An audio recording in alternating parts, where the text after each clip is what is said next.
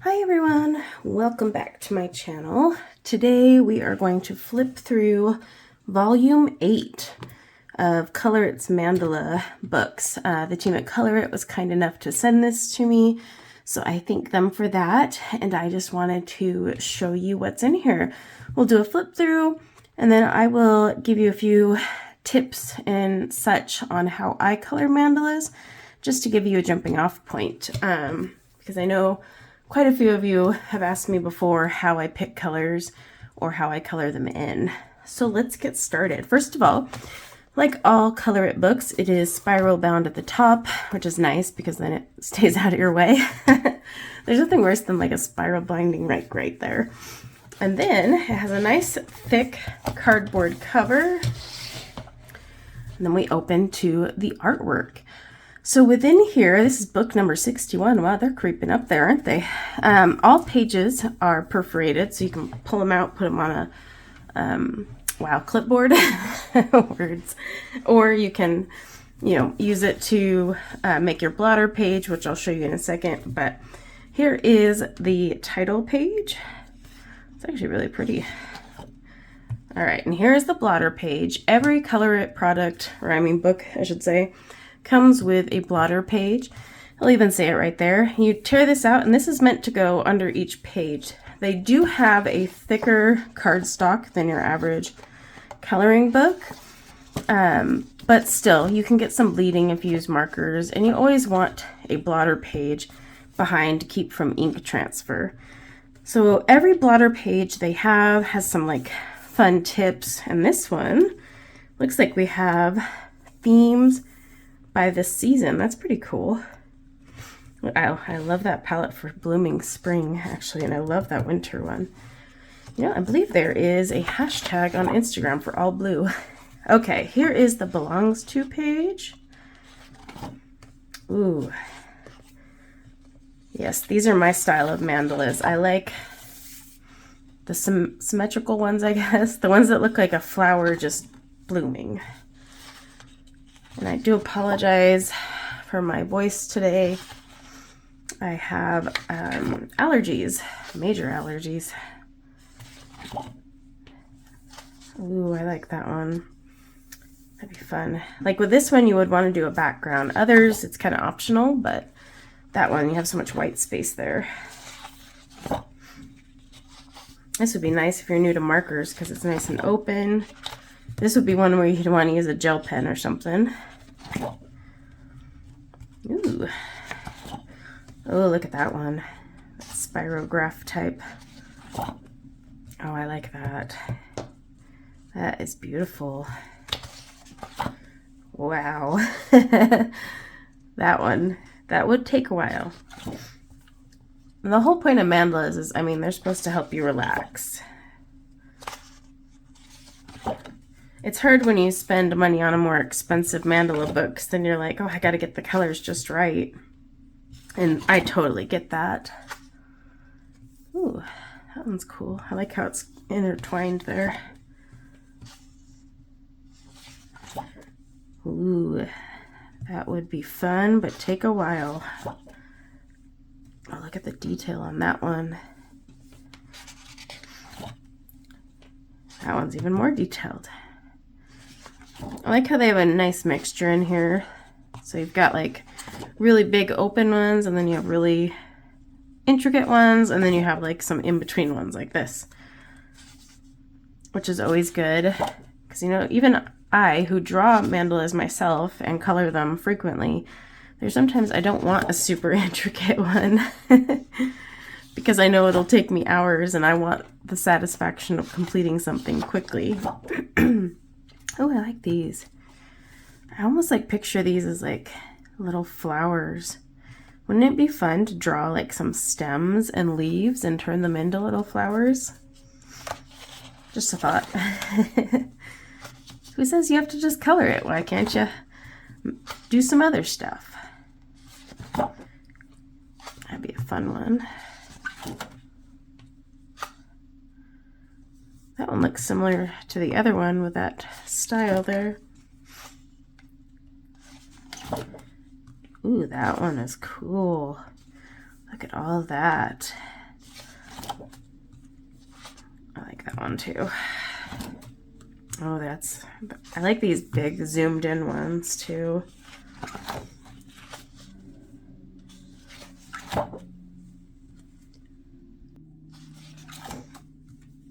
Oh, I like that. Oh, wow, check out this. You'd want like fine liners would be great here, or gel pens, just something with a fine tip. You could do colored pencil, just sharpen that bad boy. Oh, I like that one. Ooh.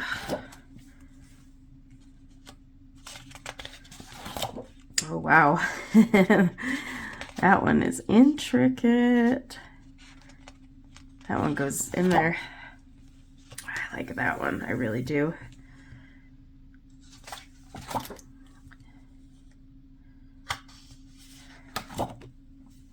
Ooh, I like the border on this one. This one's pretty cool too.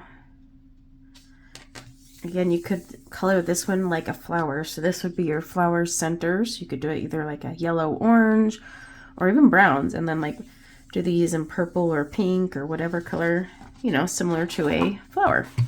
Okay, that is all 50 mandalas. What I'm going to do is grab a few mediums, and then I will show you some ways I color mandalas and make them fun.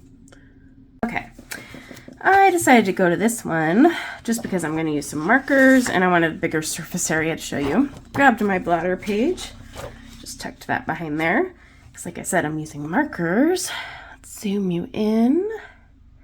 So I have my ColorIt gel pens, glitter gel pens, I should say. So here is the whole range of 48 glitter gel pens. They come in this cute little case. I think, ooh, let's see. And they all have names and numbers, so it makes it a lot easier to find them. I think this glitter sapphire. I'm feeling blue. Not literally, just the color. Actually, no, I want this teal. So glitter cerulean. Wow, I can't say the word today. Or should I do the turquoise? No, I want the cerulean.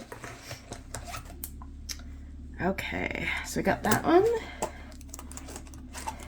And then I also have my ColorIt markers. So these are alcohol markers. I have featured them on my channel before. These bad boys here, where we're zoomed in though, so they look huge. It's a nice case. It actually pops open and sits open on your desk, and then you have your markers here. So I'm just going to pick, let's see if we have a nice teal color. I'm gonna go with probably this cool shadow. And then, let's see, I think pale pink maybe would be nice. I'm not gonna color the whole thing on camera, but I just wanna show you guys. All right, let's zoom back in. Okay, so what I like to do is, if I'm just starting out with mandalas, I would recommend picking 3 to 4 colors. And the reason I say 3 to 4 as opposed to like just 2 is because often you'll have details that overlap sometimes, and you're going to need another color to separate your layers. There's been times I'll have as many as 8 colors, but majority of the time when I'm doing a mandala, I keep it pretty simple. I usually do 4 or 5, but starting out 3 to 4 works. So I always like to make the center a sparkly one. But one of my favorite ways to color mandalas is glitter gel pens, because one, they just glide onto the page within, you know, it's just satisfying to quickly fill something in, and I don't know, it's sparkly and pretty at the same time, so why wouldn't you, right? But I also will mix it with markers so that there's areas I can color a little quicker, and then also I'm not eating up my gel pen ink, because let's face it, gel pen ink goes pretty quickly, no matter the brand. It's just how it works. So right now I'm just coloring in these little petals. I'm skipping every other one, and hopefully it's numbered correctly so I can pull off what I'm trying to pull off. But I love mandalas because, one, it's just simple. I'm not fussing over shading and highlights and layering my pencils and all that realism that kind of stresses you out sometimes when you're coloring. It's simple. I'm just grabbing colors and having fun. Now, if I have trouble picking a color palette, what I'll typically do is open the Sarah Renee Clark. Oh, darn it. It is uneven. All right, we're going to skip that for now while I think about it. I'll open the Sarah Renee Clark planner or color planner and then just scroll, and wherever it lands, that's the palette I'm going to use, and it's kind of fun. So when I do mandalas, I recommend doing a fine tip, like the bullet nib. I've colored mandalas with my brush nib before, but it's not quite as fun. Especially like on those finer details, because I just have a shaky hand, I guess. I don't know. I can't seem to get the fine lines. Let me grab, wow, that pale pink is extra pale on there, isn't it? I'm gonna grab this tutu pink as well. I'm gonna put this right here. That one's not pink enough. I want brighter. Nice thing about an alcohol marker is I can go right over it and no one be the wiser. Actually, you know what? I'm gonna use this raspberry color. Oh yeah, perfect. Perfect, perfect. I have these all swatched somewhere. So I'm just going to show you this half of the mandala, just so you get an idea. See, I can't even stay in the lines with the bullet nib. But that's usually how I color on my mixed glitter gel pens with markers, and then it just makes the process a lot quicker. This blue is too light. Let's go with... let's do the Caribbean one. Ah, perfect. All right. And because this is a better quality paper, your markers aren't going to bleed, but still, I would recommend, no matter what, like keeping yourself away from the edges, like just ever so slightly going up to the edge. And the reason for that is, sorry, I have the sniffles. If you, like this color here, bleeds more than my other color. So I'm just barely coming up to the edge and letting it naturally bleed into it. And that's because no coloring book is made on actual marker paper. So you're always going to get a little bit of bleeding, and that's totally fine. You just have to know how to adjust your pressure and placement of your colors. Well, if I mix those two, I'm going to make a purple. Layering markers is like layering pencils. You can create new colors, but sometimes you don't mean to. So I'm just doing this one side so you guys can kind of get an idea of how I put my colors together. Now, my favorite place to color mandalas is just in bed while watching a show. It's typically what I do when I want to watch a show, but I want to color something, but I just need my hands busy, so I'll color a mandala. Just because it doesn't require me to think or put too much thought and effort into it. And like right now, I'm not even thinking about it either. Now, what I would do here is I would get my my pen here. Can you hear my markers shaking next to me?